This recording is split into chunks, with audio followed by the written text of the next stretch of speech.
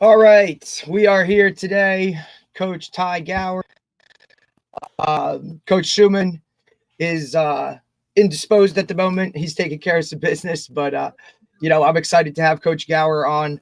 Heard him speak at a clinic earlier. I heard him speak at a clinic.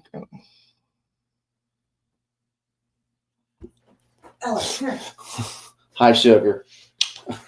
Hey, guys, how we doing?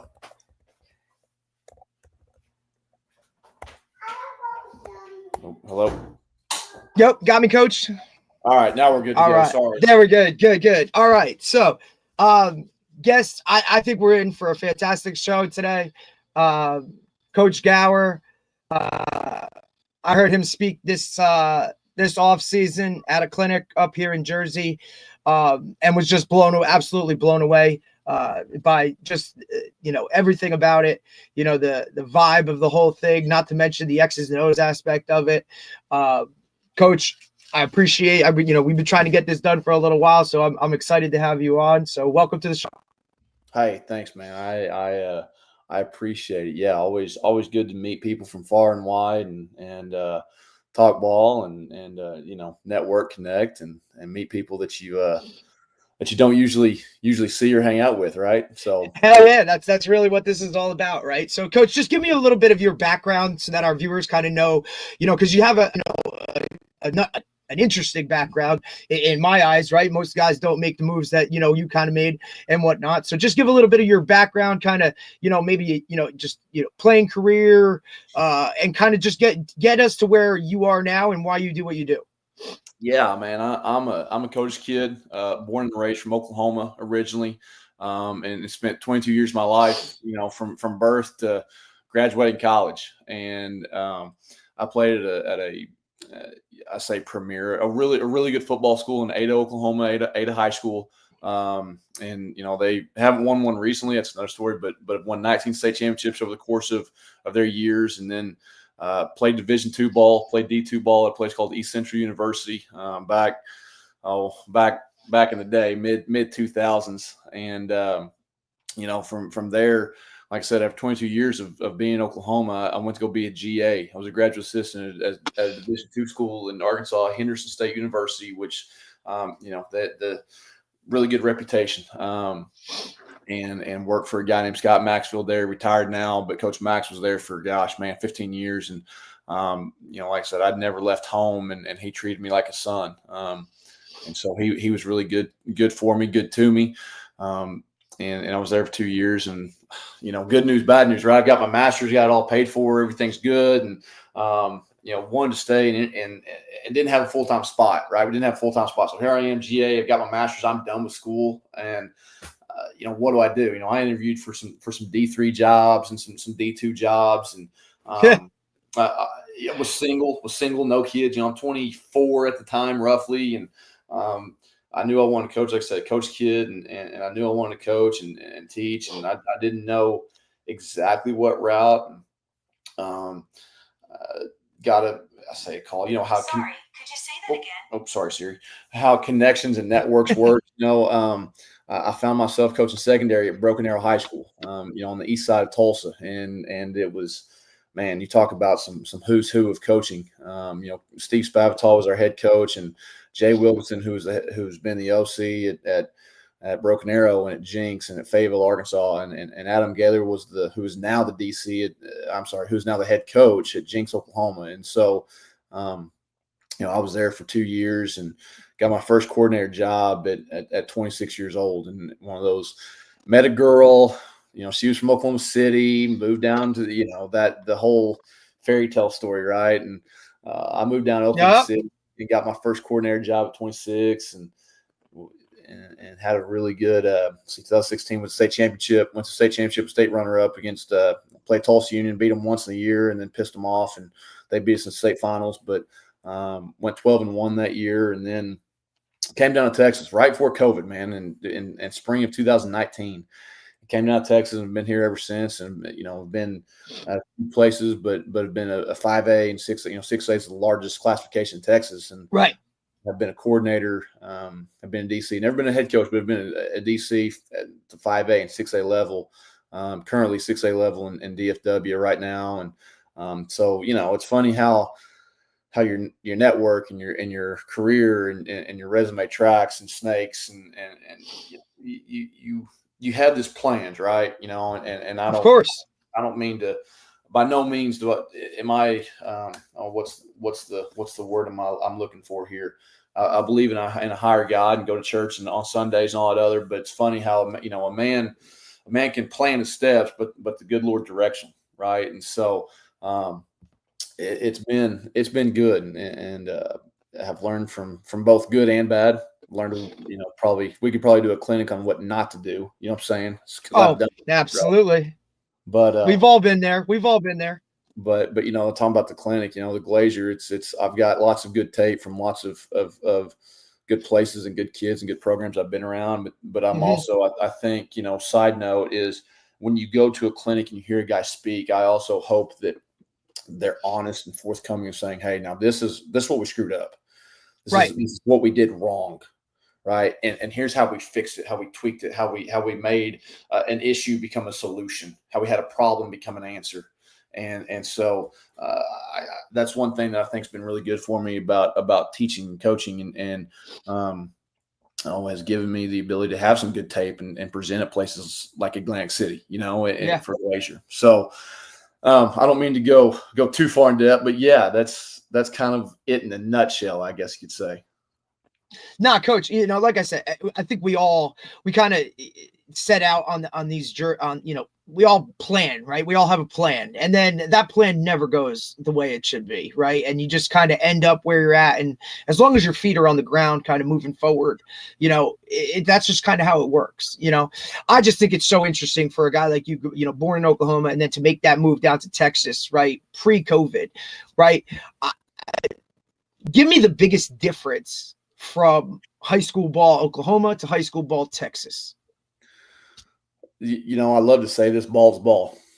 Yep. I think one of the biggest things is size, and what I mean by that is population, right? Oklahoma, gosh, there's 3 million people in the whole state. Where in DFW there's 4 million. In Houston there's 4 or 5 million. And so one of the big things that I've noticed is where I'm from, 6A DFW, where I'm coaching, nobody runs flex bone and wing T and stuff that, go back to the Glazier Clinic. Somebody will stick their hand up in the air and say, Coach, how do you defend wing T? And I'm like, dude, I'm not talking to you. But you know what I'm saying? Like he's blocked on Twitter, right? Yeah. Yeah. You're like, dude, we don't know how to deal with that. You know what I'm saying? Like, it's this is big boy ball. I get it. No, I get it. But I think, and even when I was in the big school in 6A Oklahoma, which is the biggest classification in Oklahoma as well, playing Jinx and Broken Arrow and Union, I didn't lose sleep over, okay, well, what if they run GT? What if they run this? It wasn't the schematic of it, right? Right.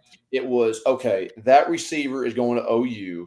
The running back's going to Arkansas. The quarterback's going to Texas State, right? Yep. And so each week, especially in 6A DFW, skill player wise, it's big time. You're dealing with dudes. You're dealing with dudes. Yeah. And and I'll make the comparison, right? Because here in Jersey, right, there's 5 levels. There's group 1, group 2, group 3, group 4, group 5. Group 5 is the biggest. Group 1 is small, and depending on, and then you have your private schools, right? So the national prominent programs are your private schools, right? I'm sure your Bergen Catholics, your Don Bosco preps, right? Like these are your national powerhouses within the state itself.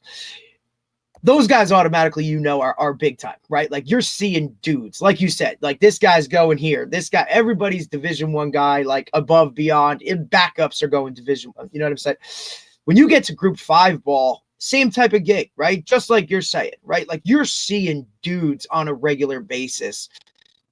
They're not running wing T because that's not what they do. These guys are 5-star, 4-star. They've had offers from the time they were freshmen. So I totally see where it's at, like where you understand that, Coach. Because look, the smaller the level, right? Obviously in Jersey, if you're Group 5, that's probably over 2,000 kids in high school. That's, monstrous, right? Like, so you have some of those guys that are going Division I, even though like Jersey seems like a small state, but it's densely populated. There's people on top of people, right? Your Group 5 programs, there's just more of those guys. I'm not saying there's a lot of them because, I would argue, guys want to argue about, top states and whatnot. We know where all the top states are, the top players are. I can't imagine what you see at the highest classification week to week to week in an area of the country that has more people than most states have in general. Right. So I think that's the biggest part that people don't understand. They don't see that. They don't get right. And that's what else, and I say it's ball is ball, and I tweeted this out the other day was I'm proud of my home state. I love. Oh yeah. And again, coaching ball is ball. I'm from small town America. My dad was a Class A, Class 2A, small school head coach, and so I grew up. The running back also played outside linebacker, right? How many kids did you graduate school with, Coach? Because I'm in the same boat. I graduated with 150 kids. Yep, and look, I graduated with 104. So same type of world. You know what I'm saying? Group 1 ball here is, you're right. The quarterback's playing safety. He's punting. He's kicking. He's returning kicks. He's doing everything. He's probably getting his, he's getting the water at halftime. Like that's what we're dealing with. And now, was there an adjustment for you personally going from that? I mean, I know you had coached in college, but we know that's a different level. Was there an adjustment when you now moved to, that 6A Texas football? Did you have to kind of adjust kind of what was going on in your mind, or just, I go ahead, because I'm curious. Well, to be honest, it kind of started in Oklahoma. Okay. And here's what I mean with that. I went to a place and I grew up with the Pelini, Stoops, Venables, 4-2-5 type deal, right? Yeah, got you. Yep. Over Pirate Tampa, over 1Y, lever spill, lever run fit, stuff like that. Okay. And I got to a place where personnel, regardless of who we could play at Dallas Cowboys, doesn't matter. Just our own personnel in our own locker room. We went to the 3-4. Okay. When I say 3-4, I mean 3-3-5, but I mean tight front, right? Dave Aranda type stuff. 4-eye, 0-4-eye. And we did this in Oklahoma back in 2015. Okay. I mean, 10 years ago. Right. And so we talk about adjustment. It actually started 10 years ago in Oklahoma because one of the reasons was I went to the higher classification. I went to a 6A in Oklahoma, playing Tulsa Union, playing Owasso, playing Jinx, and having that receiver, that running back, the quarterback I talk about, who all have power, it used to be called FBS offers, right? Okay. And it was, okay, how the game is spread out, right? The game is no longer north and south. The game is, 53 and a third width now, right? Yep. Because people are getting doubles and trips and empty and running this quote RPO stuff, right? And so it started there with getting, instead of having 4 down linemen in the box, right? Let's spread people out and let's change our thinking personnel wise and change our thinking scheme wise, change our thinking run fit wise, coverage wise, etc. Right? And then that has morphed. Okay, you talk about more morphing into, and I did this clinic in Jersey of moving to the 3 high. Oh right? Yeah, and so taking a little bit of Iowa State, taking a little bit of Brian Nardo, Oklahoma, when he was Oklahoma State DC. Stealing some stuff from Manny Rojas at Delaware. So we have kind of spun and spiced it and flavored it to make it our own into the morphing of the 3 high. Why? Because now, people have like that really good slot guy, right? That good inside slot. And so, yes, people have the X receiver who's 6'3", 6'4". We all know about him, right? We've been covering him since, look, I'll date Randy Moss, right? Like that was like we know about that guy. Like he can run, he's tall, he's long, he could stretch the field, right? But it's this new Cooper Kupp era type thing, right? Where this guy they're twitch, the original Wes Welker, right? Like those guys, the Edelmans, those guys that are twitchy but can go, right? And they can line up all over the place. Like they're hard to. I think it's why you see a lot more defenses, especially in high school, because, right, everything trickles down, right? Everybody needs that almost tweener, roverish, strong safety, but can come off the edge, can kind of cover, right? They need that extra almost DB on the field. It's almost like that fourth linebacker in the 3-4 has now become like an athletic safety-ish type guy, but also big enough to play the run, where in high school, I think you get a lot more of those guys.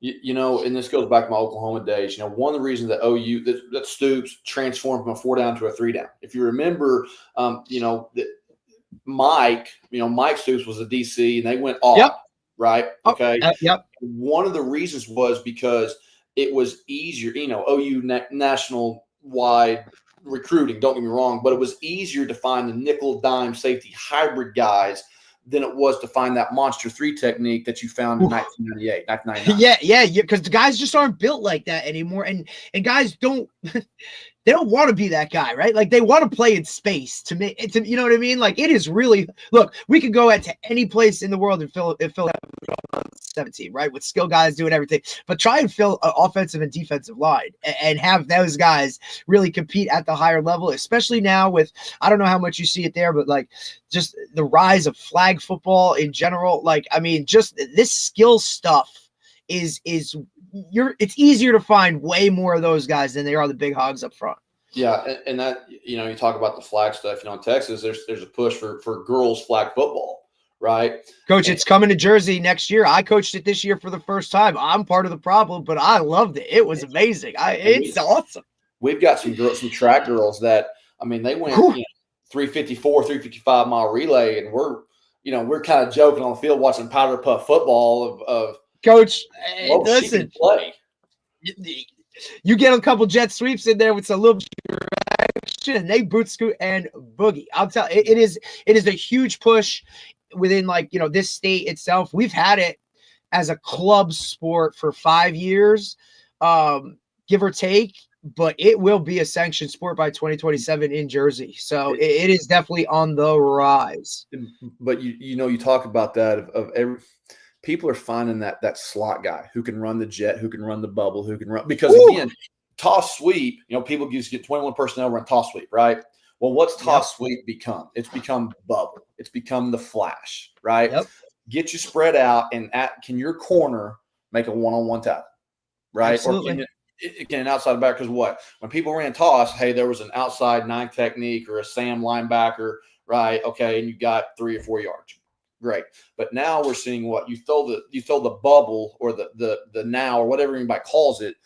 Can that back or can that safety – right, you know, then you push crack the number 1 or you run him off or whatever it is, and now you want to do a really good. Oh, how do I say this? You know, we play guys that they spread it horizontally, right?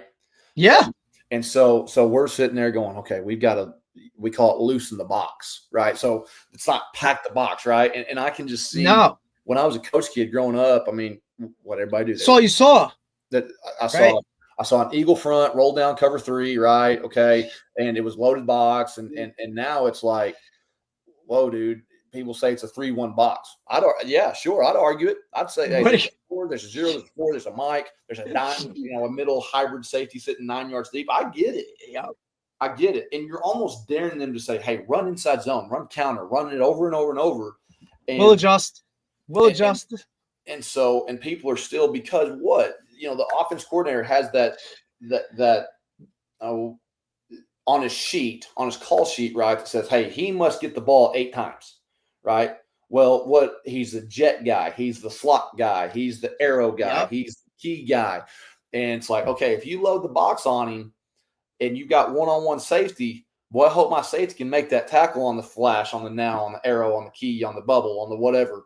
Because if it don't, you know, and I, you know, we talk about adjustments. You talk about how it changed, right? Again, I used to come down to a 4 down front and, you know, pirate the front, you know, ton the front, not the front, kick the front, all the stunts and all the stuff you want to do, right? To cancel gaps, right? Okay, and that was all well and good. Well, now, again, the run game, people still run inside zone, outside zone, counter, all that good stuff, right? But part of the run game is, hey, just throw it out there to the slot guy and see what he can do. That is your run game, right? Like for a lot of teams now, especially in the spread offenses. And, you know, look, like I said, it's different different in Jersey. They're still, wing T, power. You're still seeing your traditional because it's just, in my eyes, you coach for the most part how you were coached, right? And I'm part of the like in between generation. Like I said, I finished college ball like right around mid 2000s, that type of thing.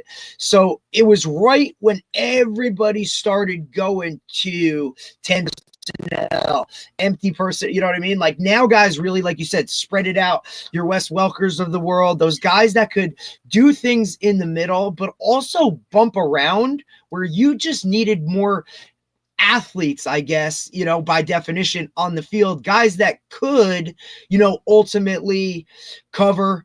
But I think the most important thing is the ability to tackle in space, right? Like tackle in space is the biggest because like you said, if I'm an offensive coordinator, want to respect the number 2 out there, I'll just throw it to him and make a guy miss, and I'm already at 5 yards before any of your guys are even rallied over there, right? Because you got your safety playing at 12, your corners bailing on the snap. Like, what are we doing?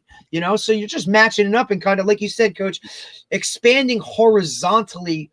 Because, majority of the guys, you want to talk about pursuit. Yeah, that's great. There's going to be 2 or 3 guys on a defense that can't run well. Cut back.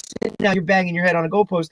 To me, if you rep it as well, it's also easier throws for a quarterback, right? You're sitting there in practice all day, every day. Look, who goes under center anymore? It's not that. They're playing 7-on-7. They're doing flag football. Like these kids are throwing from the time they're freaking 7, 8 years old. It's all they know, And with the advancement of, recruiting, right, has become camps, right? And I remember shorts and a t-shirt, Coach. Shorts and a t-shirt. When I was in high school, Rivals was the big deal, right? And maybe still is, okay, but Rivals was kind of the leading dude on recruiting, right? Absolutely. And they came to our place again. I was a junior in high school, 03, 04 roughly, right? Yeah, and, Coach, we're the same age, so we're the same era of Adrian Peterson was the number 1 guy in my class around that, actually. Right. Like tackle that dude in a box, okay. And my age group, okay, in Oklahoma was Sam Bradford, okay, okay, Gerald McCoy, Jermaine Gresham.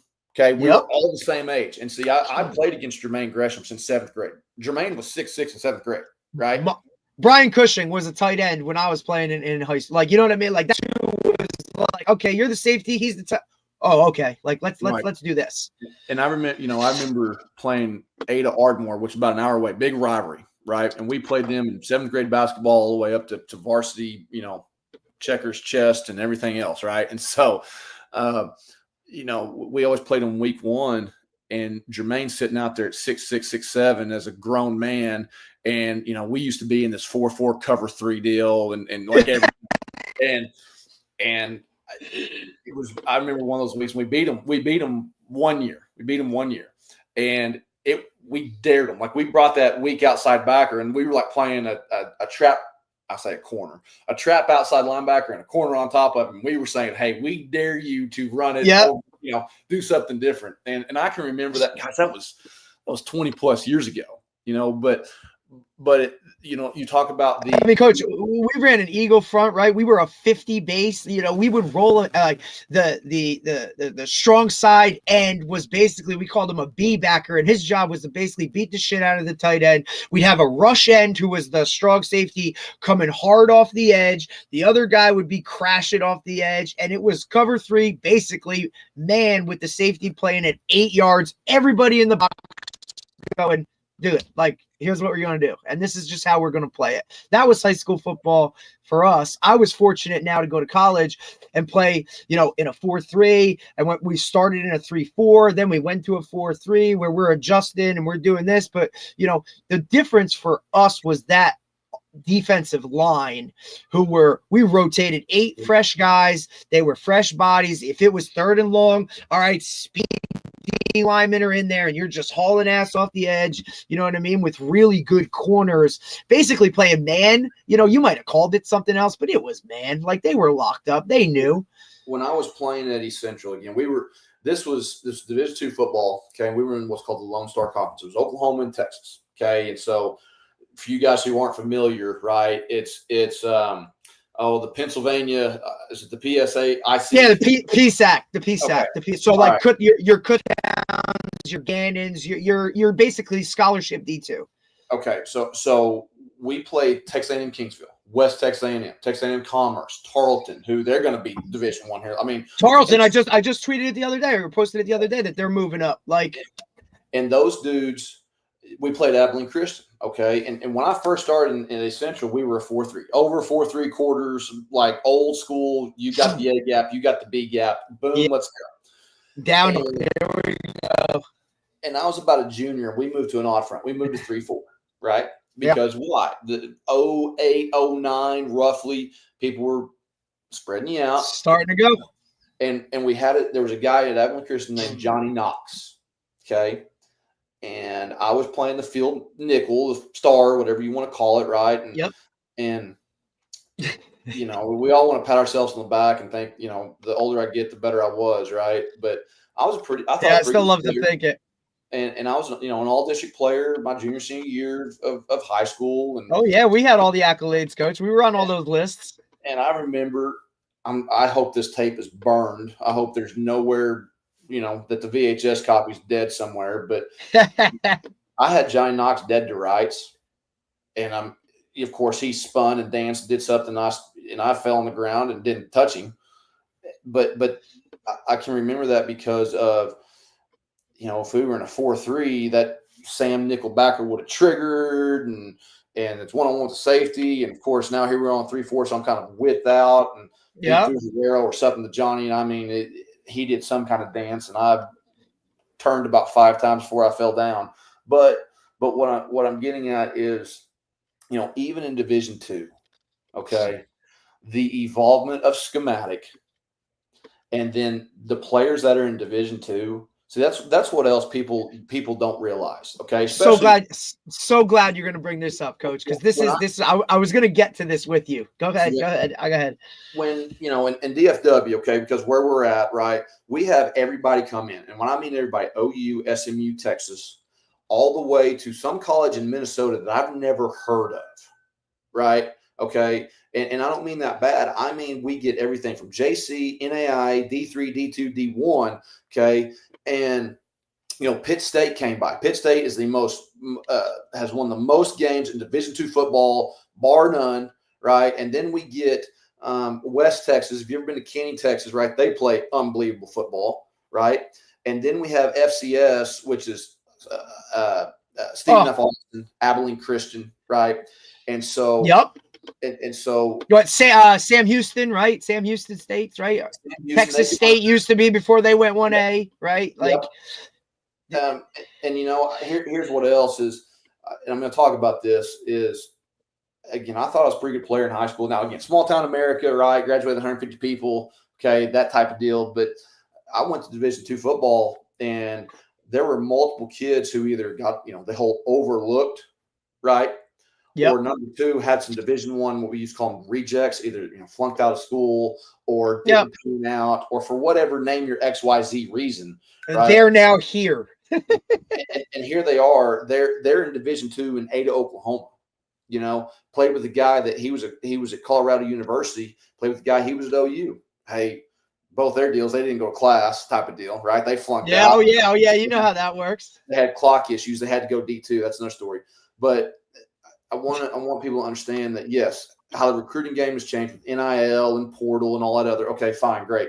But here's another deal, guys. Division II football is really, really good, right? And I think about the MIAA, Central Mo, Emporia, Pitt State, Emporia, right? UCO, the GAC, which is now Oklahoma, Arkansas guys, Henderson State, Washita Baptist, Harding. I think that speaks for itself, right? Yeah. And all 3 of those people, Henderson State, and I'm biased towards the Reddies, right? But Henderson State, Washita, and Harding, you have those 3 that are, again, about an hour and a half away from each other, okay? And we were like following each other. We were going up and down East Texas, right? And we were going to Tyler into Longview, and we went all the way down to Houston, and it's so saturated, right? Beyond. And the saturation allows you to get kids that point blank get overlooked, right? Absolutely. And And we would pick up kids that, I mean, were really good players. And, we would also get kids from that, how do I say this? Louisiana Monroe, La Tech, right, would offer them or whatever, right? Right. But was it committable or something happened? Well, hell, that smoke and mirror type of offer Yeah. that everybody posts now that everybody's got, you know what I mean? That lower level P4, right? For the Northeast, it would be like, a University of Buffalo offer, one of those type gigs. You see, the thing about the Northeast is it's so saturated with Division III programs, right? Like there isn't the closest, Pennsylvania has a bunch with the PSAC and whatnot, but Division II isn't a thing in the Northeast. It's Division III. I mean, in Jersey alone, there's 3 or 4 high level, and that's not talking about the DMV area with your Salisbury's, your Del Val's. Like Pennsylvania has a whole bunch of I originally went to Sacred Heart University in Connecticut, which was like back then it was like it was your FCS or your Division I AA mid major, right? There was scholarships, but it wasn't really scholarship. They weren't the Delawares of the world or that type of, the CAA or the Patriot League, the Holy Crosses, the Maines, the New Hampshires, right? The Rhode Islands, like those types of schools were, back when Hofstra was a hammer, right? Like that was one of those. I don't think the athlete today, because Division II, Division III, like they don't get the pub, obviously, that the big wigs see. They don't see them on CBS or ABC. They don't see them in the big bowl games. These kids, honestly, and it's really hard. I don't know if it's because I was a Sacred Heart player and then transferred to Division III at Montclair State, which is like one of those. I don't think guys understand that even playing at a Division III level, you're still playing against the best guy in their high school program, right? And that's not even counting the guys that trickle down or come through the grade. Like they might just be there because, family, off the field stuff. It might not even be maybe they just couldn't afford to go to that FCS that couldn't pay for it, or that, there's only one Division I program in Jersey, and that's Rutgers, right? I mean, and then you have Temple, which is Philly, which is kind of close. UConn, which is actually where, Coach Schumann went himself. But even back when we were playing, they were just transitioning to a 1. You have UMass. You're talking more academic type of institutions. Boston College, Fran Brown's doing a phenomenal job at Syracuse right now, but those are the bigs, even to get an offer. You got the University of Delaware right now. They've just transitioned to and they're going to Conference USA this time. Guys think like, hey, I should be that.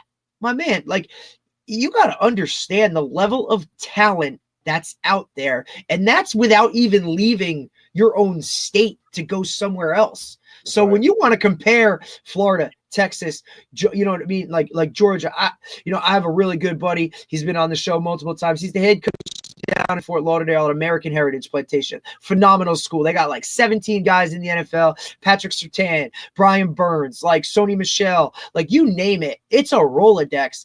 And just like you, Coach, he talks about the guys that roll through there, right? You're talking about schools like Rutgers or UConn that rather than recruit the number 1 guy in Connecticut, they'll go there and recruit the 4th best corner on a school in Fort Lauderdale, knowing that the level of what they're getting is just on a different wavelength, And that's where, like, seriously, and when I say we, like people who show up at our door, okay, and again, Allen, Texas, I'll give them as an example. They're 10 miles down the road from us, right? Okay, and so DFW, especially the north side, is, Coach, you can throw a rock in north, south, east, west, and you could be at a different district. I don't mean a different high school, right? Right. I mean a different type of ISD or an independent school district. And what I mean by that is this past spring and the springs before that, we had Utah, okay? We had Colgate, we had Harvard, we had Yale. I mean, we have it from again, D1 to JC, right? All over the place, right? And I think it's, of course, all the high schools, we all tweet out, we make a big graphic about, hey, OSU and Florida and Georgia and all these people showed up, right? Okay. But it's also, and we get guys from the Northeast, from where you're at, right, that come down and they say, hey, we know that we're going to get a kid who can academically make it. Yep. Okay. 2, who's played the highest level of football in the country, right? And I know Absolutely. you can, when I say highest level, yes, I do mean the Georgias. I mean the Californias. Okay. I'm not here to say Texas top. That's not what I'm talking about. But I do mean if you put all 50 together, what's going to be your top 3, right? Yep. And Everybody knows it. Everybody wants to know it. So we're always going to get guys. But I'm not saying Rutgers, okay? But I am saying those mid-level Cornells, right? Hell yeah. Lives and breathes and dies. Because they know they have something to offer that no one else ultimately does. You get a kid or a parent, right? Because that's really where I think the aiming point needs to be right now is the parents, right? Hey, look, you can go to that high level school and you can fight for a position until you're a junior or a senior and that, or you could come to an Ivy League and have an education, start from the time you get in here and then finish your career and do what you got to do. I think with the transfer portal now too is college coaches that will embrace that, hey, you want to come here for 2 years and give me everything you got because you're pissed that you didn't get that 1A or that FBS offer. And then if you have a real opportunity, right? Not one of these like whatever type situations, hey, you were the best player in this division or in this conference. And now you can go to, Rutgers or, the Florida States of the world. You want to transfer up. I really do feel like the coaches that embrace that in terms of lower level to higher level are going to be sitting pretty. You're still getting 2 years of a kid that's going to give you everything, if not more, because he's pissed that he didn't get that. And if that's his ultimate goal, well, who am I to kind of hold that back as long as he's doing everything that he's supposed to? And at the end of it, maybe that kid with those dreams and aspirations comes to your place and loves the situation that he's in and then doesn't go there. You know what I mean? To me, it's a win-win. But here's what else about coaching right now is I'll use Brian Nardo as an example, and I can use that because he's a friend of mine. I've known Nardo for 15 years. Nardo used to sit in our office and draw X and O's for hours. He was their recruit, but he wasn't in and out in 5 minutes, right? Talking ball. Those were the best ones. Was the DC at Emporia State in Kansas, Division II school, 15 years ago, right? I know it extremely well. Back when they were humming with, they had a running back, Shea, I think, set the all-time rushing leader with Manny Matsakis, who's originally a Hofstra guy, and then ended up with Leach as his special teams coordinator when he first took over Tech. So he took Emporia and kind of made that the old school run and shoot. Like we hang our hat on that because that's the system I grew up in, which was phenomenal. So you're talking about programs like that. Absolutely. Well, and what happens, coach guys like Nardo, who are well-spoken, who are educated, who have been in every high school in Oklahoma and Kansas, right? He's made all these connections and networks, right? And then, and here's what else. He goes and he networks with Division I programs, right? Who, hey, I'm Coach Nardo, I'm in Emporia State, and he's well-spoken. And then he goes where? He goes to Gannon, right? I'll say that. He goes to Youngstown State for a year. And then he goes to Gannon to be the DC, right? Okay, what else? Now he's making connections, making contacts. Well, that's what it's all about. That's something that's different. Nardo, back in the day, he's a 4-2-5 guy, right? Well, what did he do? He transitioned and moved to a 3-high structure, right? And what did it eventually do? It eventually got him on the phone with Mike Gundy, and Mike Gundy calls him and hires him.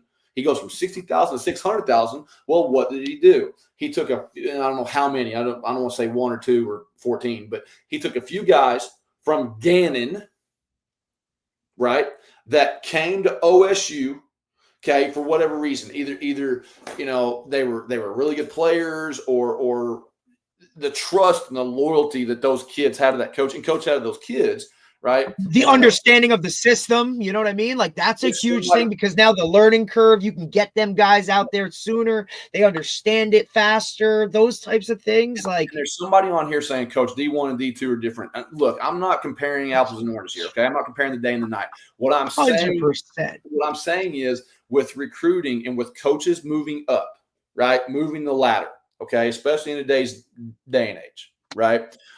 You get a guy that goes to a D1 AA or whatever we call him now, FCS, right? And all of a sudden, man, he's the DB coach at Kansas, right? He's the linebacker coach at Missouri. Okay. Well, what happens? You're sitting there you're sitting there at the end of the season going, okay, we've got a need for a Mike linebacker. And the guy pops up and says, I know where one is. He's 90 miles down the road. I'll go get him right now. Right? Yep. So we talk about recruiting, right? And I don't say it hurts the high school game, but recruiting, what's happened? You have a coach who's been a D1 AA and FCS for 2 or 3 years. He knows a guy through recruiting, through connections, through AFCA, through whatever it is, through Twitter, through podcasts such as this, right? Says, hey, I'm going to go be the linebacker coach at Missouri. Okay, here we go. We're sitting in the staff office. Man, we have a need for a Mike linebacker. All right, and everybody gets on the portal. Great. Or you don't waste time by getting on the portal and recruiting him and giving him all the official visit. You go get that kid who's 90 miles down the road at an FCS, and he'll be on Missouri's campus in a day. Literally. Right? And does that hurt the high school recruiting game? Yeah, I'd buy that. I'd get it. But at the same point, what has that done for, if you're a head coach or a coordinator, again, I use Missouri, Kansas as the example, right? Now what? Ooh, that guy can recruit. And you bring in a guy who's a really, really good player at the D1 AA level, right? It's only made your program better, your staff office better, right? And you haven't had, I don't say waste dollars, but you haven't had to fly the kid in. You haven't had to wine and dine him. Because what's a kid going to do? Think about it. He's 100 miles away. You call him up, Coach, I'll be there in 2 hours. Coach, you mean I'm going to be full schollied? You mean I'm going to play Division I football on ABC, ESPN, et cetera? Yeah, Coach, I'll be there tonight. And I think the coaches that obviously you look at it now, like we know that ultimately you can X and O and you can dial this up and you can you could sit in the office and you could watch tape and you could at the end of the day, it's Jimmy's and Joe's, right? Talent is going to beat whatever it is overall most times. You need those dudes. And that is really what it's come down to now. You look at just how staffs are being put together, right? The GM role is something that was never a thing, right? Scouting departments in colleges. You're going to have, if you ask me, and this is my take on everything, is you're going to soon start to see college staffs, especially with all the money that's being tossed around right now, where you're going to have guys that are strictly player personnel guys, GM guys, coaches, the DB coach, the receiver coach, they're going to have some input, but you're going to be given a list of names and say, hey, these dudes are coming to camp. What do you think? Because these are the top 10 guys. And look, it's going to be broken down even to a level of, hey, this is a first year, this is a portal guy, this is a high school guy, these are JUCOs, which that's a whole different conversation about that world and how this whole thing has affected that, right? I mean, you're going to see the staffs of the off the field work is just going to be, to me, so much more than just the guy that's the DB coach. And as those coaches, you're not going to get a shot if you don't have higher level recruiting abilities in it, right? So, that's just how it works. So Joey McGuire, okay, who's a Texas High School Coach Association Hall of Fame legend, with Cedar Hill for years, and being at Cedar Hill helps because you've got a lot of good players. But he goes to Baylor. And now what? He's the head coach of Texas Tech, right? With the largest NIL, and all the money that's getting thrown to Texas Tech now, it is unbelievable. And so people, I say people, as a Texas high school coach and even Oklahoma coach, okay, Texas Tech has done an unbelievable job of recruiting high school kids, okay? And I'll give you an example. Joe McGuire, high school coach, right? Okay, and he hired a guy named Dave Martin who doesn't coach. He doesn't wear a headset. He's not at practice. He's the guy who's in the film room. He's in the recruiting room with his 17 GAs and support staff and whatever. Student assistant, this guy, these guys who are all just want to break into this world now because they see that market. You know what I'm saying? And so Joey, we're this upcoming summer, or in about a month, is the Texas High School Coaches Convention. Okay, it's in San Antonio this year on the Riverwalk, and there will be 20 22,000 coaches from volleyball to baseball to all sports. Don't get me wrong. Right. Because I heard that the Texas does that as all sports, correct? Correct. And it's a 3-day See, plan. I think that's so cool, Coach. That is beyond awesome. And so they do a round table type deal, and every Division I coach, from Texas State to SMU to Texas to Sark's up there, Joe McGuire's up there, Dave Rand is up there, and obviously one of the big topics they round table about, and they're in front of this big ballroom, right, of however many high school coaches from El Paso to Houston, Texarkana to Dallas to the Valley, right, is talking about recruiting and NIL and how it's changed, and again, you can say anything you want to when the mic's on. Okay, but one thing that he and Jeff Traylor have done a really great job about, who's the head coach at UTSA, another head coach.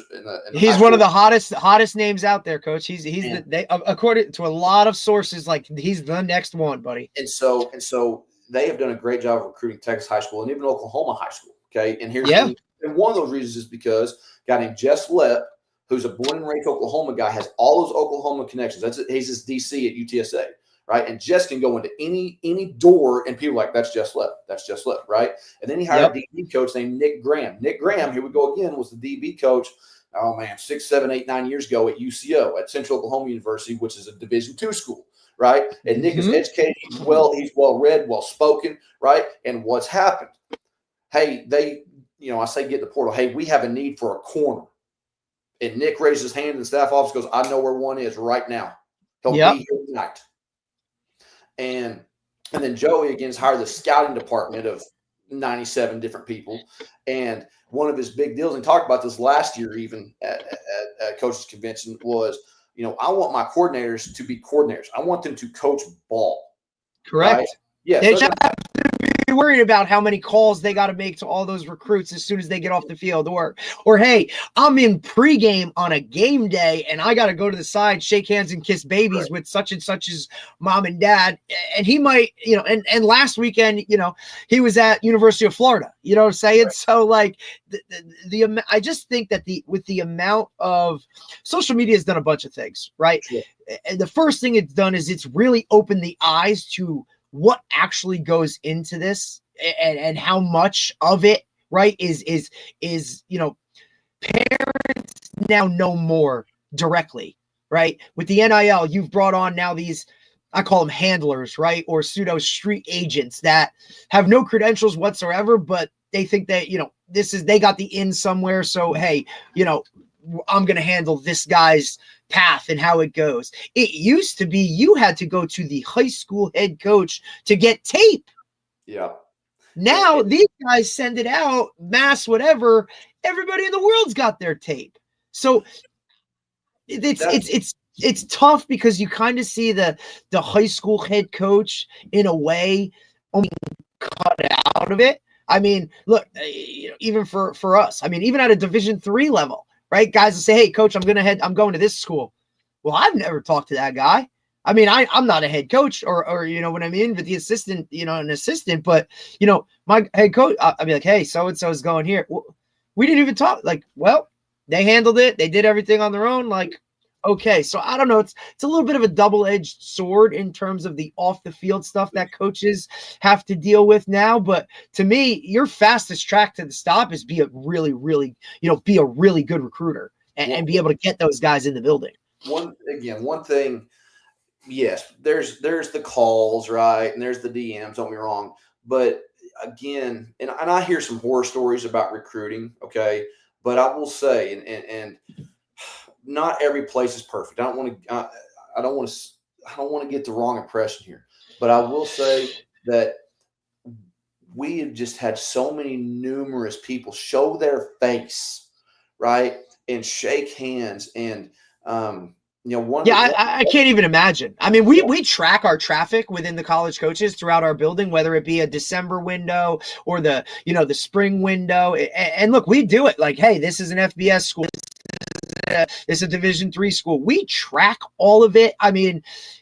Like the foot traffic for the most part. And look, I'm not ripping out Power 4 kids at the place that I'm at, but I'm a traditional, I'm an old school traditional winning program within the state of Jersey. And, it's one of those schools that a guy would come through every year just because of the name of the school. Eventually there'll be somebody, one of those type gigs, but just the overall foot traffic within the building is different. With our place, we are very high academic. We really are. Yep. Okay. And we're in Plano, Texas, and which is, again, to the north side of us is Frisco, right? To the south side of us is I say so. Yeah, you're talking about the Star, right? Guys are playing at Dallas, AT&T. They got that whole setup. And the west side of us is Louisville and Coppell, and northwest is Denton. And so I was talking to a guy, and he's like, and recruiting's hard. I mean, it's never been easy. It's so hard. I mean, come on, think about how many we dated before we married, right? He was like, we're shooting the breeze, and we're talking. Said, yeah, I flew in, Sunday night, and he was like, I got to hit this, and then he said, yeah, I've got the east side of 35, and another coach got the west side of 35. I was like, you got how many schools? Right. And so here's what else, I'm speaking DFW, Austin, Houston, right? One coach can't effectively do it. I don't care what level you're at. How many? Yeah, I mean, you think about the number of schools, like even for guys like with Jersey, I believe there's like 300 and something high schools in football playing high schools in Jersey, right? Majority of them are in the north, are in North Jersey, New York City, right? Bergen County, where all of your Bergen Catholics and Don Boscos and all of those. When somebody's like, yeah, I have Jersey, I'm like, buddy, even that in itself, to be able to handle all of that. I mean, just in my middle central Jersey Shore Conference alone, there's 43 playing schools, right? So it's just a different. And how much time are you, like you said, coaches that come in and want to talk ball, right? Not the guy that comes in, hands a pamphlet, says, call down this kid, gives him the same strong, okay, I got to get to the other guy. I got to get to the other school. I got to get to here. Because they're on that schedule of, look, their head coach told them, you got to hit here. Go get it and be done with it. I think it's why you see the mega camps really start to be a big thing, right? Because they can go and see all of these kids from all over and kind of how that world works, like wild. I'll give you, Texas, we have over 1,500 football schools. Okay. Yeah. 1,500. And GJ Kinney at Texas State has done a phenomenal job because the Bobcats. He's taking some of those Central Texas Syntech schools that are not really heavily recruited. And he takes a 4A kid who's kind of that sleeper, right? Yeah. And he takes him, he redshirts him. He gets him on the bus, a redshirt freshman. Gets him full buy-in, like the whole, you know what I mean? Those kids, I think those are the kids that get overlooked just because of numbers, coach, because there's no way to look. Think about if you're a 1A, if you're the DB coach at Texas, how many DMs do you think that guy gets a day? No doubt. And I have learned, and again, I've not Division II, right? Okay, we took kids from Division I, right? And we had contacts at Memphis, we had contacts at La Tech, we had some contacts. Don't be wrong, but we still went to go recruit. And I'm, a story, Last Chance U, right? East Mississippi Community College, okay. And what you don't see, you see the highlights of the 8 or 10 kids they're trying to highlight, right? Coach, there's 200 dudes on roster, okay. Yep. Right. There's no limitations there. And those kids, and those kids, like you would go, and from East Mississippi to Arkadelphia was roughly 4 to 5 hours, right? And we would get this big 15-passenger van, and Coach Maxwell was like, bring home every one of them. I'm 22 years old. I'm young, dumb. I don't know any different. And they would get in the car for us and say, let's go. Yep. Right. And we took a bunch of JUCO kids because we had a need at running back. We had a need at offensive tackle. We had a need at the line. And so I use East Mississippi because I walk in one day, it's recruiting season, and I'm wearing my age. I'm 22, 23 years old. I'm proud, ego, right? I'm coaching college. And in this line, there's this long hallway. So when this is his office, there's this long hallway that you don't see on the video, right? And lined up is Auburn, Ole Miss, Tennessee, and I'm sitting here going, yeah, I'll just wait my turn. You know what I mean? But what I'm getting at is the amount of kids at the JUCO level, right? Yep. They're looking for an opportunity at anywhere, D2. Anywhere. And And, do they all pan out? No. Do half of them pan out? 50, 60% maybe, right? But again, it goes back to of scouring the earth and, Mississippi JUCO. It's a hard job, man. It is a hard job. And I go back to Texas high school, right? Oh gosh, I'm looking right in the face. Got UTEP. Scotty Walden. You watch, because he's going to get some of those kids who are in way west Texas, okay, that other schools are not going to go out to El Paso, are not going to go out to, name those communities out there, and you're going to find a diamond in the rough, and you're going to go, where's this kid from? Yeah, he's from El Paso, homegrown kid, right? And again, I go back to the Texas recruiting is we get guys down here from, again, Northeast who are like, oh yeah, I can get DFW. I'm like, no, you're going to stay down here for a month? Like how are you going to do this effectively? Right. Because you really don't. And I think that's the word, Coach, that's key is effectively. Now I can check a box. I went to this school. I went to that school. You might be, hey, I got this school at 9. I got this school at 9:30. I got this one at 10. You might go to that 9 o'clock and be waiting in line. That's just how it works. And the Division IIIs, Coach, up here, they kind of know that, right?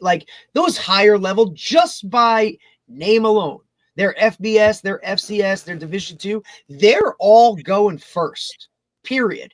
Right. No kid, and I had a head coach, a Division III head coach put it to me like this, and I thought it was perfect. He goes, no high school kid, right, on their goal board says, hey, I'm going Division III. That's not their aspirations. That's not their dreams. They go D3 because they have no other options or those things fell through. But right. You know what? If you now, I thought that was a phenomenal way to do it. And he kind of put it, he's like, Derek, these kids all go through strainers, right? And I'm the bottom. I am the last. This is it. I am the net at the bottom of the trapeze, bro. And whatever lands, now they know. And sometimes with the timetables too, that really, if you're a senior in high school, right now, if you're a 2026 and you don't have an FBS offer, you're not getting one, bro. That's a hard truth for a lot of these guys. And to me, I've said it numerous times on this show and in general, the youth world right now is what's poisoning high school football. These kids are being coached and told by whoever that they're the greatest and, oh, you can go here and you can do this and, you'll have this opportunity. I don't think they really are fully getting the parents to understand what has to go into it just in order to have a shot to be on one of those FBS lists. Here's what else again, because I played D2 ball and coached and all that other. I don't want to go back to this. I know I've harped on it once, but I'll harp on it twice. Okay. The Division II football championship is in McKinney ISD Stadium. It's in McKinney, Texas, right? Which high school, we play there, right? That's on our schedule. We play at McKinney ISD Stadium, which is beautiful. Yep. It's a high school stadium. A high school stadium, okay? And so it's good for just, first off, it's on national TV, part one, right? Yep.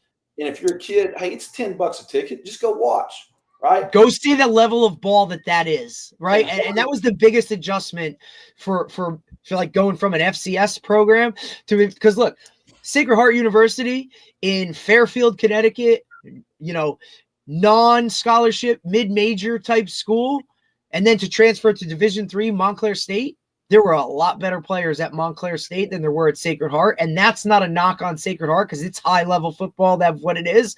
But there were just some kids at that diff level, and they just didn't know. Guys just didn't know. And here, here's what else, okay, is, again, we talk about the bounce backs, right? The guys that go from D1 to D2, right? Okay. Or, you get those high school kids that think, I was a pretty good player. I was an all-district player in 6A DFW or whatever, 6A Houston. Okay. Go play at Texas A&M Kingsville. Go play at West Texas A&M. Yeah. Go play at Washita Baptist. Yeah. Go play Sam Houston. Go try it, Sam Houston, buddy. Go see what you got. What kind of players those are. Okay. Yep. And the crime of it is, and again, I'm not saying every A to Z kid does this, okay? But what do? And I had the same dreams when I was 10, 12. We did the same shit. We did the same thing. Like, this are the schools I want. I'm going to go play here. I'm going to start here. I think the other thing too, Coach, that I try to educate my kids and the and the parents about the most when it comes to recruiting is I'm not saying you can't play there, but I'm saying if you go here, you can play sooner. Because these guys that are going to play that next level of ball have never sat the bench. They've never, and that's not because you're a bad player, dude. It's because nobody plays every snap of every football game past high school. It's just not how it works. Travis Hunter is killing me right now. Well, if Travis Hunter did it, yeah, he's the only guy since freaking Dion to do it on a consistent basis or whatever. And even he didn't do it at that level, you know? My dad played at the same college I did, or I played same, whatever. And it was NAIA back in that day, okay? And we haven't even touched on that level, Coach. Like, we haven't even talked about NAIA ball. This was back in the 70s, and he played with two. He played with two dudes who went to the NFL. Mark Gastineau, who played for the Jets. Yep. Okay? And a guy named Clifford Thrift, who didn't have a long career, but he still made it to the league, right? Coach, so Sam Mills went to Montclair State, right? Like, you're talking to a guy who's got a statue outside, Carolina Panthers Stadium, wherever they play. Like, it's a different beast. I want people to understand that. First off, again, I've said this: ball is ball. High school, college, ball is ball. Okay. Here's another thing: you want to go play, and I'll give you one. Division II, hey, go walk on, because they'll take you. We need scout team guys, right? And here's 100%. Here's what else. Okay. Now this was 2010, 11. Okay. To be a full-time student, 12 hours, room, board, meals, toilet paper, you name it. Okay. Cost $12,500 for a full year, for 12 and 12, 24 hours total. Okay. And in Arkansas, here's what else. In Arkansas, we had what was called the Arkansas Lottery, meaning if a kid had a 3.0 GPA and a 21 ACT, they were $2,500 awarded to the state. Boom. Already. Automatic. Okay. Absolutely. Then they got some kind of academic, because they did have a high GPA, from either this scholarship, that scholarship, whatever scholarship, right? Then there was, a minority scholarship, or there was a first-time college scholarship. There's ways to find you money. Right? There's ways to find you money. And here's another thing. My dad's brother, my uncle used to be the offense coordinator at Oklahoma Baptist University. Now, let's get it first off. Private school, okay, a Baptist biblical type institution, private, okay, but they could do what's called stacking, right? Meaning they could give John over there a scholarship before they even touch football athletic money. Yep. Because of GPA, because of grades, because of some type of Baptist, Methodist, Church of Christ, Catholic scholarship. A way to find you money, right? And here's what else. Kids would graduate with very, I say little, okay? Now define what the word little means, but very little debt, okay? Because why? They gained football money step by step through their sophomore, junior, senior year. They gained academic money, yes, right? Yep. And then they would have, a part-time job on campus. They were the wellness guy at the public gym, right? When I was at Sacred Heart, I worked in the equipment room, buddy. I took laundry loops, threw them in a laundry, and then hung them in lockers. And you know what? I think because D2, the way D2, and look, we've had guys from Bloomsburg on here and Gannon, right? And they all talk about the same thing. The difference between the FBS, the FCS, and those scholarships that all these kids see on X and Twitter and Instagram, all the post things that go up, hey, I have an offer or whatever, because it's not that athletic scholarship 100%, here it is, all that type of things. Guys think that, they don't give money. You can go to school, Division III high academic schools, RIT, like, Ithaca, like these schools that are going to set Wesleyan and connect, like like borderline Ivy League. St. Anselm, Division II in up in New Hampshire is doing a phenomenal job right now of recruiting New Jersey because they can put together these packages, Coach, that ultimate. But when parents, I think, overreact and all this, and they just don't know. They're just not educated on that aspect of it. And I kind of had that. I wanted to ask you that question, Coach, at your place. As a coaching staff, do you guys sit down with the parents and kind of go through the recruiting world of, hey, and this is one of the things that I've always wanted to do and be a part of it, right? And I'm sure somebody's doing it somewhere. Like, you need to go into every school in August, early August, whether it's preseason meeting, whatever, and literally sit down with parents for an hour and tell them, look, if your child has aspirations of playing at the next level, well, these are the steps you need to take. And it's not a perfect science. We've talked about it. Recruiting isn't, hey, you do this, you get this. Not like that, because you could be the best freaking player in the world of whatever, and you might be a full scholarship for one school and not even on their board at another. That's the other part I think that throws people off. But I think if you just educate parents and especially for how much recruiting, NIL, transfer, all of that stuff changes so fast. I mean, look, even in the last year and a half, 6 months, things have changed so much that parents just don't know. For the most part, this is the first time they've ever had a child at this level. Even if they had, hey, my older brother did this 2 years ago. Not the same world, dude. Not how you attack it, not how you go about it. But if there is one thing that you can say, it's you better at least, at the minimum, have that 3.0 GPA. I mean, I talk to some of these schools now, and they're like, I'm not touching him if he doesn't have a 3.5, right? I know that's probably for where we are in the Northeast because it's, a lot more higher academic universities. But like you said, Coach, the higher your GPA, the more of those higher level classes that you take, one, you're going to be ready for college academically in general. Won't be such a shell shock when all of a sudden you got to handle this workload. But but the other part of it too is that now gives that coach, okay, academically he's good, he's in, and now I have the ability to go find him money elsewhere to improve our team because, man, I might have to throw more football money to another guy or one of those types of things. Make it easy for that college coach to find you money. Yeah, that's right. And so you asked, do we give a sermon, a seminar? Yeah, basically. The answer is yes. And people, and when I say people, okay, again, it's not there. If you ask me, hey, I need for you to solve this chemistry problem, I'm not going to be able to do it, right? And so we have, right. Give me the specialists. Yeah, parents everywhere are, and there's some Coach, I don't know. Can you educate me? Right? God, I wish I had more of those, Coach, because they all know it, don't you? Come on now, they all know. Again, there are some, right, and then there are some. Well, the kid 5 miles down the road got the D1. Right. Why doesn't my kid has better stats, right?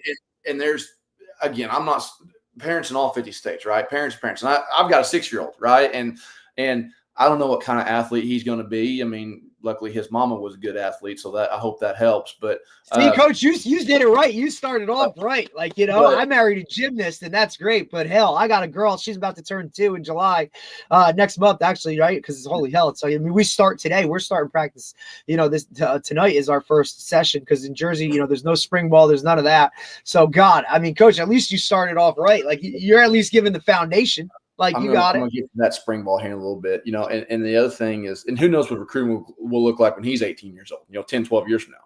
But who knows what college will look like at that point? You know what I'm saying? Because I'm sure that, when I went to Sacred Heart, it was $24,000, and I look at that sticker price now, and it's $45,000. Right. Holy hell, what are we talking about, right? Because that stuff just continues to go.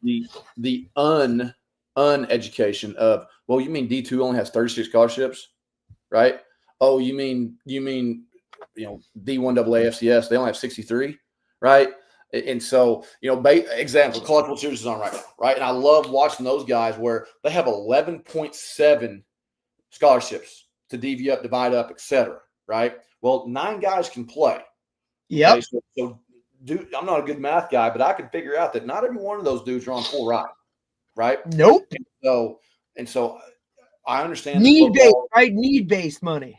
And so I understand that football pays the money, but it's also cool seeing Murray State and Coastal Carolina. And I can only imagine what the tuition is at Coastal Carolina, right? But that coach is having a roster of 25 dudes. He's only got roughly 11 to 12 scholarships. How do you do it, right? Monmouth University is literally backyard, right? And look, they're a high-level FCS program that has really kind of like continued to go. They've had one head coach ever in the history of the program. And you know what I mean? And he recruits every person in Jersey. Same with Rutgers. Every head coach in Jersey feels like their best player, however good they stack up, should have a scholarship to Rutgers and should have a scholarship to Monmouth. And guess what? Those guys, they recruit outside of the state. I'm sure they recruit Jersey hard, but outside the state is what pays, you know what I mean? Like, that's what makes them go. And 2 minutes ago, you said you guys don't have spring ball, right? Nope. Okay. Nope. There is no, you cannot have any direct contact other than outside of the weight room, right? And that has to be optional, right? You know, weight room's optional, but you know, so is playing time, fellas. Like, here's what we're talking about. We also don't have your first block of the day is football. Here's the next thing about, you know, kids in other states, right, who don't have spring football, right? See, you can have 18 practices in 36 days. Divvy it up how you want, okay? But in Texas, you can have spring ball. Well, what happens from, you know, that late April to May period? What is it, Coach? It's 18 practices in 36 days? Correct. And you see, your calendar is also different. For us, some schools don't start till after Labor Day. Yeah, week 0 for us is that last weekend in August. It's called week 0, and only you can choose to play it. You got to go find yourself a game and do whatever. That's where a lot of these guys either play their national games, because those are on. That's the more of the national calendar, the national type schedule. You know that, like, our state championship game, we play. If you got to win 14 to win the whole thing, right? So there's 3 rounds of, we also have, thank God they've cut it down in past years we play to overall group champs. So, the smallest division, group 1, will have a champ. It used to be broken up into 4 separate sections, North 1, North 2, Central, South, and you were a state champ. Now it goes to, a full group 5, group 4, group 3, and then 2 parochial champs. Like, there's a lot, right? But at the same time, it's the structure of everything, and multi-sport guys, which I will always push no matter what, because there hasn't been a college coach that's walked through the building that hasn't asked, what's his track times? What does he run in track? What other sports? First question out of the thing is, what other sports does he do? These guys that want to specify and only the quarterback from the time they're 7 years old. There's something to be said about multi-sport guys, which I also think in the Northeast is something different, because, I can't go outside and throw 7-on-7 in a park in December. Like, that's not happening. You know what I mean? That's what we're talking about is kids that are in other states that don't spring ball. Well, they're put behind the 8 ball because places like Texas, we have spring ball. Right. And a coach can show up. Are those padded practices, Coach? Yes. So 18, and you can go full pads, equipment, like rock and roll. You can go shells. Yeah. So helmet and girdle. Yeah. But I mean, it's scrimmage, and we have all your coaches can be there, and they can go and they can do. And then because I know, like, Florida, like I said, like American Heritage, like, he has spring practice, and then at the end he scrimmages another team. They basically do like a full-blown game type situation. And look, you want to talk about college coaches on a sideline? Whew! You get 2 of those teams down there rocking. Come on, boy! Like, woo-hoo-hoo. We're not allowed to do that yet. I say yet. It might. I could see that coming. You know what I'm Coach, saying? you got wearable technology, baby. Like, it's in. Like, let's go. I see Go Route crushing it in Texas right now, man. This past year, speaking of that, this past year was the first year that we could use not sideline, but we use replay. That's different because we can. iPads, right? Like, you can't use them unless they're in the correct. Now, when I was in Oklahoma, we could use them top down, all that other. Yep. Same with us. Like, the O-line comes off the field, they sit on the bench, and the O-line guys like, hey man, like, look, this is like, you're telling me you're getting, a 1 and a 3, and you ain't getting a 1 and a, you know what I mean? Right. You can literally show them right now. Obviously, the press box coach can look at it, and then we can all look at it at halftime. Right, but not series to series, not sideline to sideline. See, that might be the one thing that Jersey's got on some other places, buddy. That's about it, though. And so, gosh, this has been a really good. I hope guys that are listening to this, I hope they've got, because we've gone the whole gamut, dude. We've talked about everything. But that's why I wanted you on, Coach. That's why I wanted you on, man. Like, I just knew you, because especially being in 2 different states at the highest classification, being a college guy, right? Because, I looked at, these are the things that I think opens the eyes. And that's why I love our show, because, we get guys from all over the country. I mean, and every level of football and other sports as well, nutritionists, strength guys, male, females, like we're talking hoops, baseball, right? Like I just had a coach on, from Britt came on from North Carolina talking baseball and that whole world. And these are the things that I think like a lot of guys need to kind of broaden their horizons. Social media helps with that. But when you can hear it firsthand from somebody that's living it and going through it, Coach, like it's a different game changer. That's why I still love clinics, man. Like it's not about the 45-minute talk you had. It's grabbing a beer, drawing up stuff on a napkin that I might not ever use. But you know what? I can go back and be like, hey, man, like, Coach Gower's out here playing guys, and he's using these creepers from the 3-high shell, like making it look like it. Like, how do we handle that? Oh, well, we see wing T. All right, well, how do we adapt it? How do we change it? How can we make this work? Like, that's why, that's where I get all fired up. It's easy to see. Like, this is the stuff that, like, just really changes the game for a lot of people, because nobody ever doing anything great wasn't called crazy at one point. Yeah, and that's the deal. The sessions that, I've done at some cities 6, some cities 8, some cities 9, and you don't get to go to Glazier, you don't get to speak clinics without good tape, without good players, right? Okay. And I've been in previous schools that have been really good players, really good programs, really good tape, et cetera, right? But again, you look up there and go, well, he's really good. He's really good. Yeah, I know. But the guy I'm facing, he's really good. Okay. And I'll give you an example. Trey Brown, who was at Tulsa Union. Okay. He went to OU and he was at the Seahawks. He still might be, I don't know. He's in the NFL right now. Okay. Try defending that guy in 12 personnel. Right. That sucks. That's terrible. But what? It made me a better coach. Absolutely. Get on the board Saturday and Sunday and said, okay, guys, here's our tweak. Here's our solution. Here's our answer. Here's what we've got to do to stop the guy who's going to be the All-State Player of the Year, and he's going to go to OU. He's probably going to go to the NFL, right? And when you play in Oklahoma, when you play guys such as Jinx, Owasso, Broken Arrow, Union, okay? And what's the other big one up there? Bixby? Bixby, okay. Yep. I'm trying to get them on. I've had their OC. We've been going back and forth for a couple of months now. And then when I come down here on our schedule, okay, our district has Allen and McKinney and Prosper. Okay. Yep. Right. Allen speaks for itself. McKinney. Oh, well, hi, pretty girl. Oh, hey, gorgeous. Hey, gorgeous. Oh, Coach, you're in trouble, buddy. We're both done. It's over. I'm telling you. And then McKinney. Okay, they had the Pettijohn kid. He graduated in December. He's a linebacker at Ohio State right now. Okay, and oh, by the way, he played a little bit of offense. That was fun. Yep.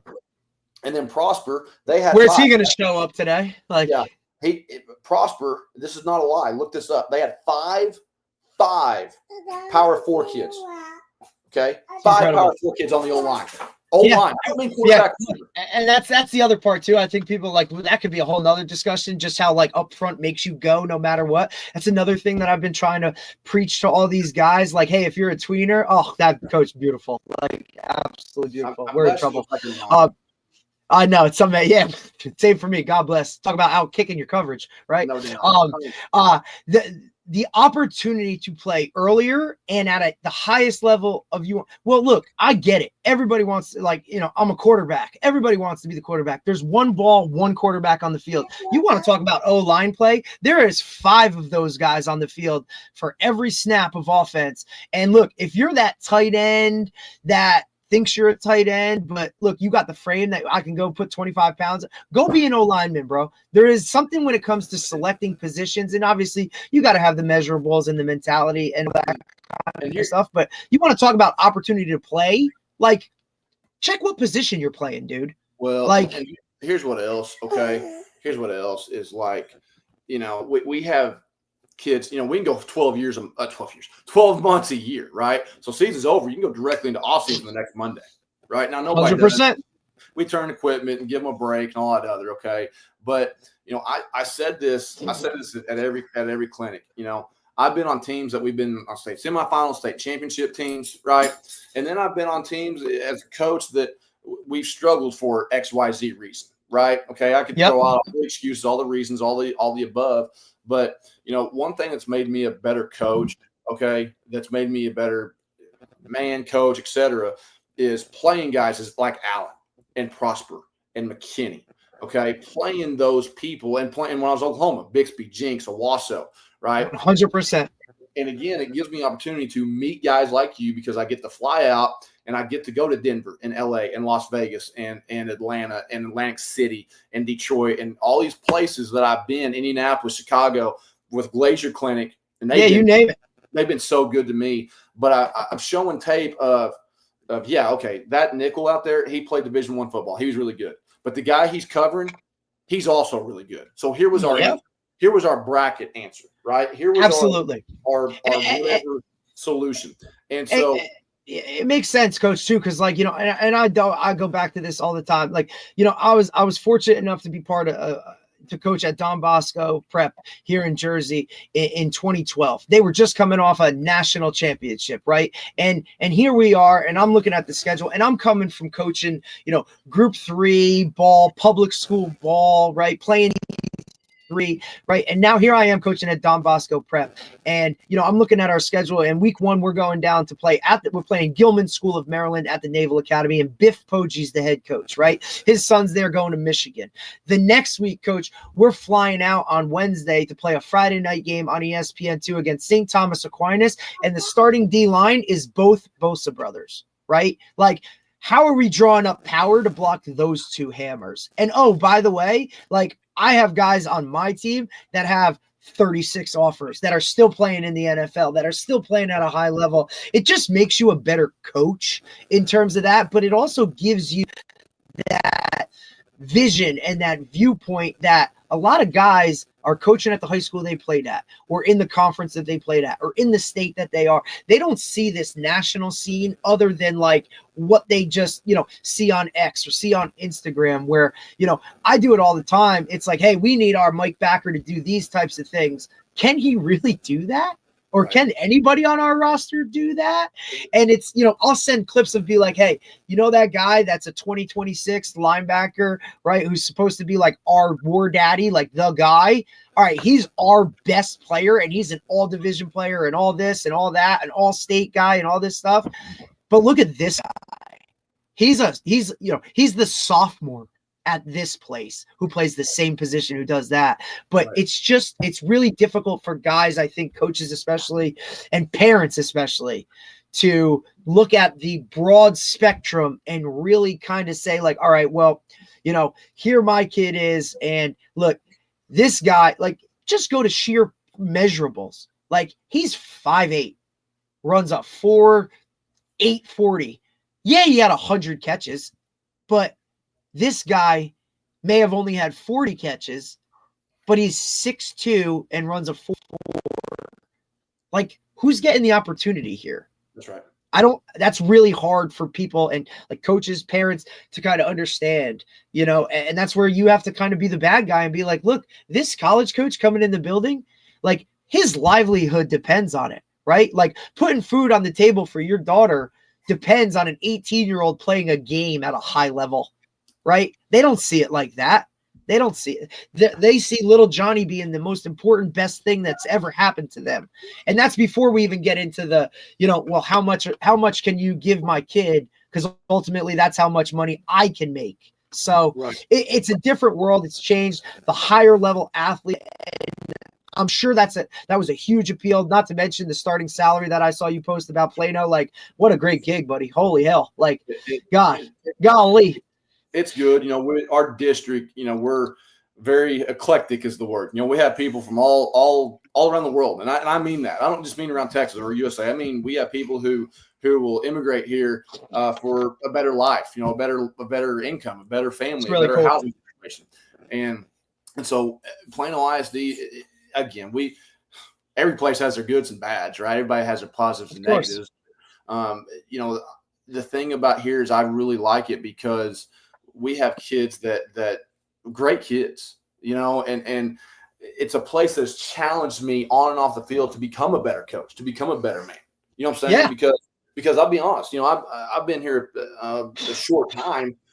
We have not had one kid sign Division I. And when I mean Division I mean FBS, Power 4 or Power 5, whatever you want to call it. I mean, but we're playing guys that are, right? And so it's made me a better coach. And I need a challenge in my life. I think whether I'm 37 or 73, we all need challenges in our life. And I'm living that challenge and I love it. I like it. That's what makes me get up in the morning to say, hey, I know Alan's really good. I know Prosper's really good. How can I give them a plan, an idea that's difficult for them, that puts us in the ballgame, that gives us an answer, And a real good gauge for that, coach, me personally, was always when an opposing coach came up to me after a game and said, hey, man, that was like that was a bit like, we were prepared all week about how do we do that. Like, you just made us work. Right. And especially for me being like a special teams coordinator, like I've been the SPC guy at every stop I've been. This will be year 16, like that phase of it and everything, like to make those guys have to, practice something for another 5 minutes or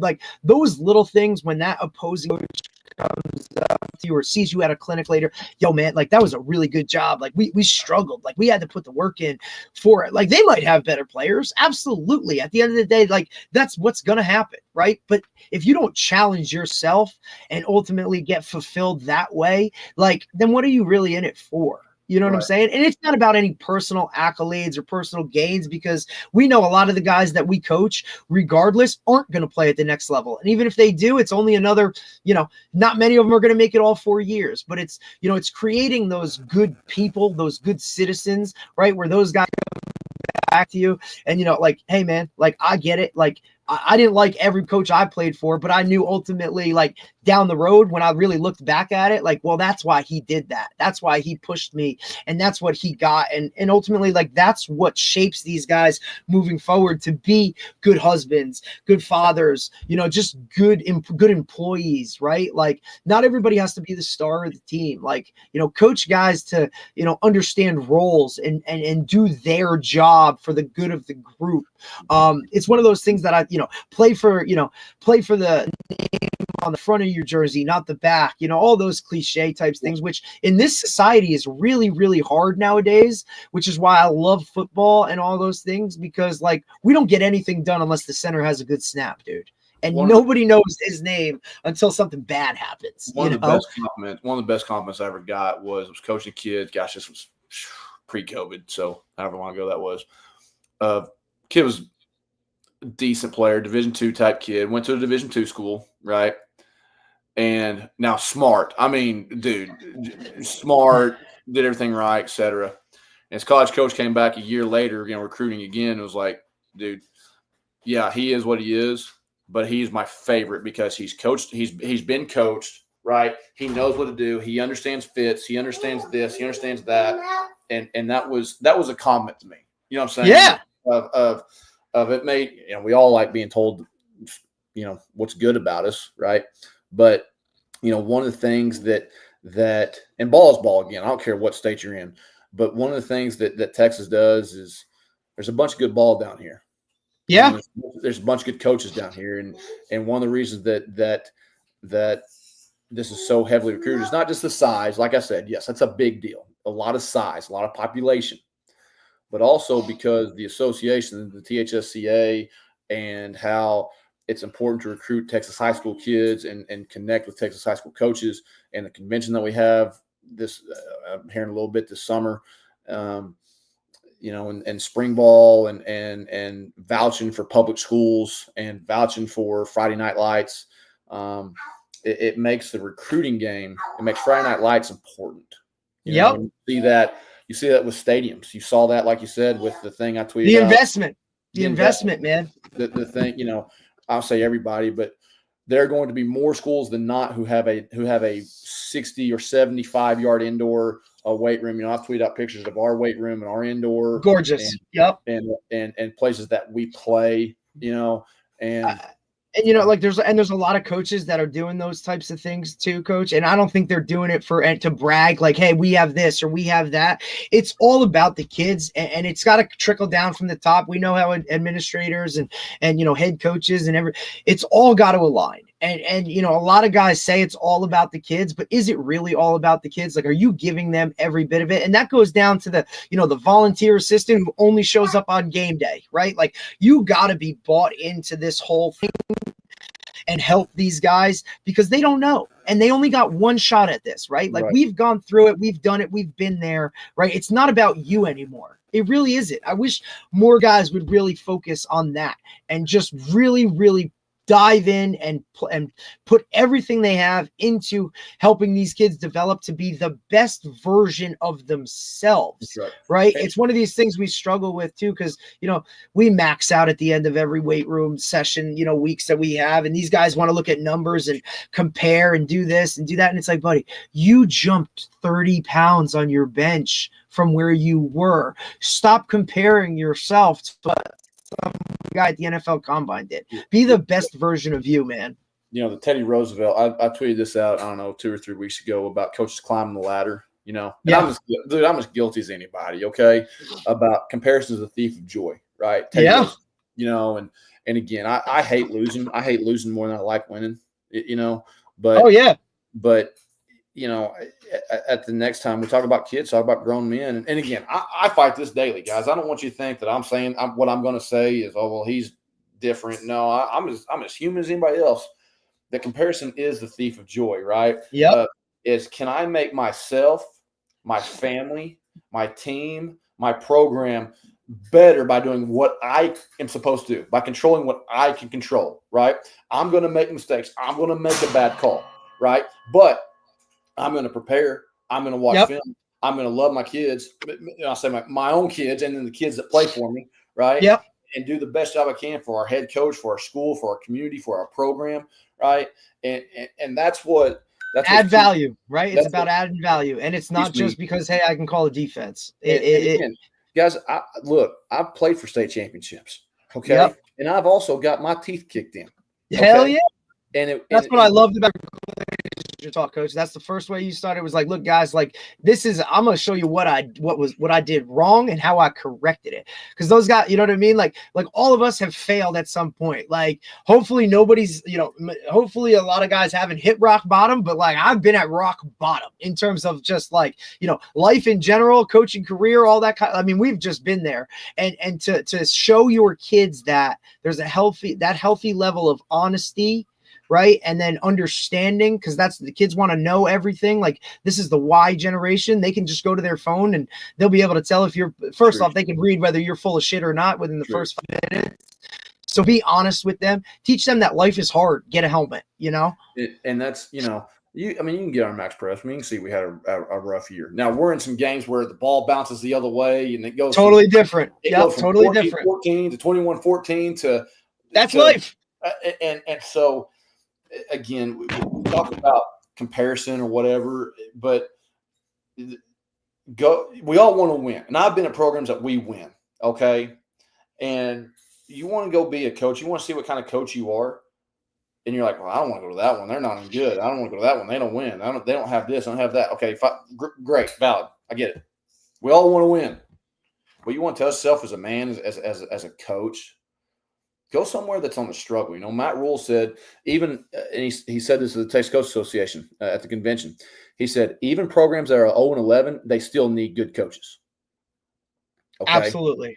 And we've hit the full gamut here of clinic and recruiting. Oh, and yeah, we've touched on it all, Coach. And so, I hope you got something out of this if you're listening online or podcast or whatever it is. And because we've been in an hour and a half, we can go another hour and a half. But, we connected because of a clinic. Yep. Well, go back. Why was there a clinic? Well, because I had really good tape with really good players, and I've been able to go San Francisco, LA, and Atlantic City. And I'm going to be in this season I'm going to be in Atlanta, Indianapolis, and Kansas City. I mean, just because you go 16-0, right? Does that make you a good coach? Maybe, sure. But one of the best players made the difference too. Well, Coach, what if I go 2-8? Right. Okay. I guarantee you there was something positive that came out of this. Man, we're not very good at this. We screwed up that. Well, guess what? Go back to the offseason, go back to the tape, and figure out why there was a problem and how to make the solution, right? And that's what's really taught me, even as a coach kid, as a young kid, watch my dad, listen to my dad. But until you're really in the thick of coaching, you don't really know what you're doing until you're doing it, right? That's it. So, man, Coach, I appreciate it, man. I've been, like I said, we've been trying to get this done for a while now. I'm really glad we could get it done. I appreciate everything you do. I mean, like I said, one of the top clinic speakers, just, in general. And believe me, it had very little to do with the X's and the O's. I mean, that stuff helped, but just just all the information that you provide, open book, for everybody. Coaching's a fraternity. That's really kind of what it is. We all help each other. I've never had an original idea ever in my life. But to see guys doing it the right way, all around, it just makes it for, that much better of a time. So, Coach, I really appreciate you taking the time, man. Good luck with everything. Have a hell of a season. Enjoy some, I guess this would be called your downtime right now, but, yeah, right. That's the other thing, right? Like, yeah, okay. Like, when the parents, when your kid goes home and he's hanging out, like, we're still in the office working, you know what I mean? Like, or we're doing it. I mean, look, there ain't a day that goes by there ain't something football that's coming up and whatnot. Correct. So, Coach, I appreciate you taking the time, man. Thank you so much. We'll talk soon. If we can ever do anything for you, please let us know. Thanks, man. Appreciate you guys. Thank you very much. All right, man. Take care, buddy. You too. See ya.